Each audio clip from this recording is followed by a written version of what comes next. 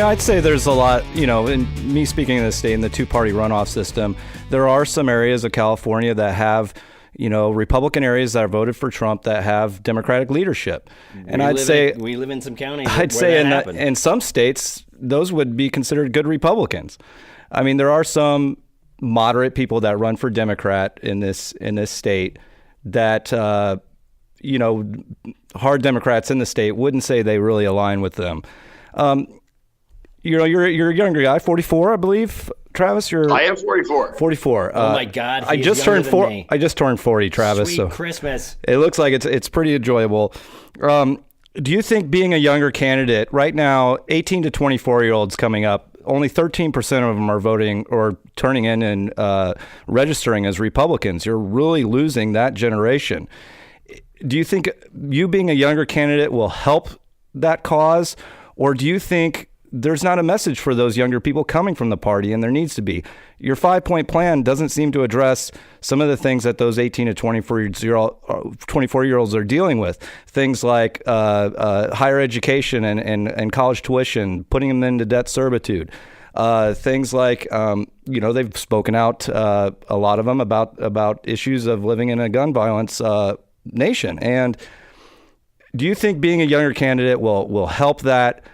I certainly think it will, or do you think it's a complete rejection of the policies coming from the Republican Party? No, listen, a couple things. First, absolutely having a younger candidate definitely helps get a younger vote. I think that's a pretty well-established fact as long as you have a solid, charismatic candidate.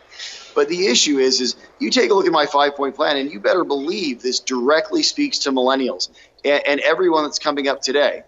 And I'll explain that in just a moment. The last thing to say is with Donald Trump being the president, we are just beginning to see what these registration numbers are going to look like. And I will tell you, I think everybody across the country is going to be surprised. There's a lot more young conservatives than anybody knows right now, and they will start to show up in our numbers within the next 12 to 24 months, I would have to imagine. But let's go back to the 5-point plan and how that actually helps out a millennial. It's very simple. Look, millennials have some of the highest unemployment of any group in all of California. And a ton of these people are living at home with their parents. What do they want? They want a job. They want money in their pocket. They want the ability to afford their own place. Well, the only way we're going to get that is by cutting taxes in California, by putting out a message that we're going to cut taxes, cut regulations, open the state back up for business. We are going to fire people like Mary Nichols on CARB and defund CARB entirely if we're not getting the sorts of results that we need. What we need to do is basically streamline California for business and run our state like a business. To millennials, this speaks directly to them getting their first job, getting out of the house and getting a place they can actually afford to live in that's not their parents' basement. The next thing to say is that if you take a look at how do we actually reach these voters with these messages that are so simple to every Californian, and you take a look at the other points of the 5-point plan, getting us out of traffic is massive, especially to very, very mobile teenagers and young people in their young 20s. Then you take a look at things like, fixing the broken education system. All of these things directly speak to the issues that millennials have. And then you ask, how do they actually interface with these messages? I am the largest person in the entire state of California on social media.